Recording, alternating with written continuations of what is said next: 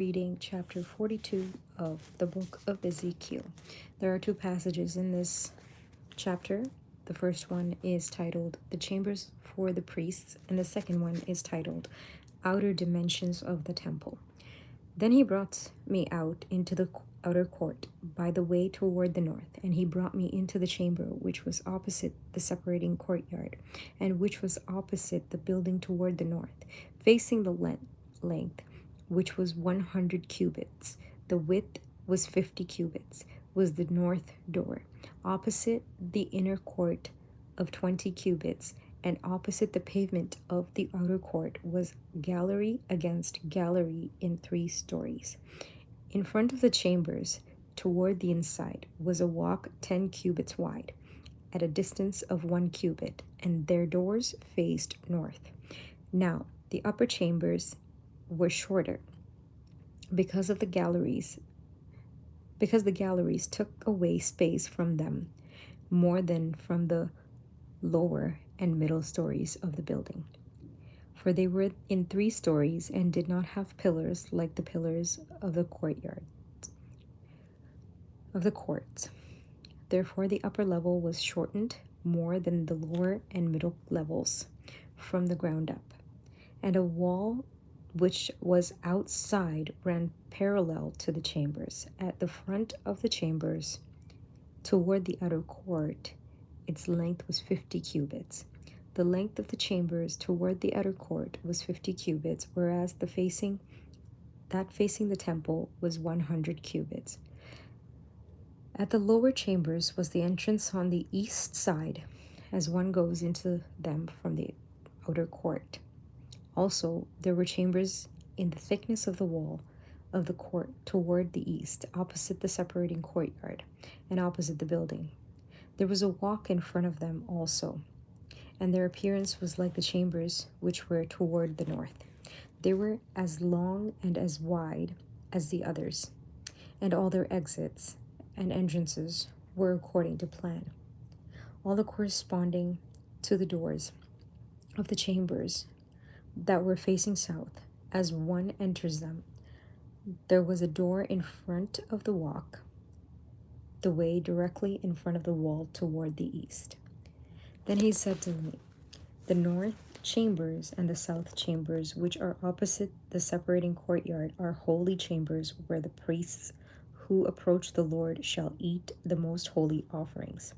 There they shall lay the most holy offerings, the grain offering, the sin offering, and the trespass offering. For the place is holy.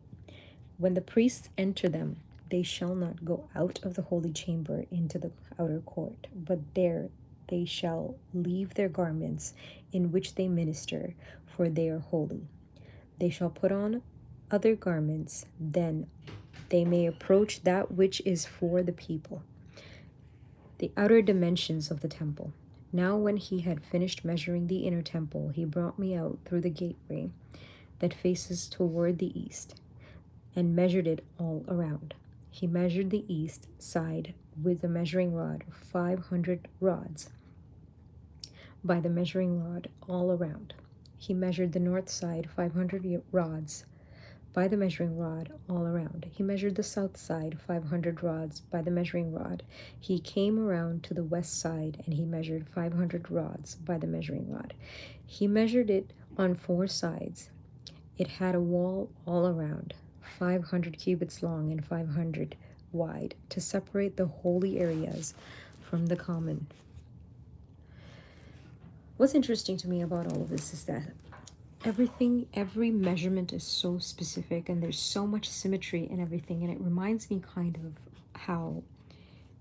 that God creates everything with some form of symmetry and some form of precision, in that if you think about it, if gravity was off by even the slightest fraction of a bit, we're told in science that the universe would collapse on itself.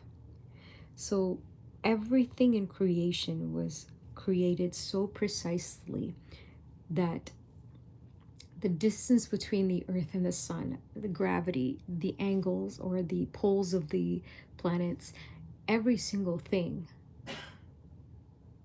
had to come into such a perfect, precise, measured existence that if it was even off by the slightest bit, that everything would collapse onto itself. The universe would, I don't know, like swallow itself, something of the sort. So it's actually really interesting that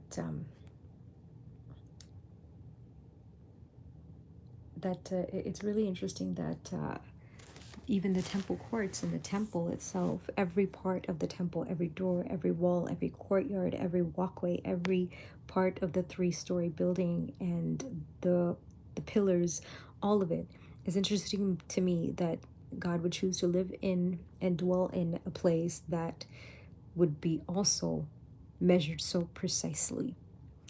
And the carvings of the cherubs and the palm trees, which was in chapter 41, also speaks to me, because there are some things that are just very symbolic in the temple. The original temple had, in the curtains and things like that, designs of pomegranates and lilies, and the pomegranates, technically they're supposed to represent the 613 laws of Moses, laws of the Old Testament. So that's also interesting.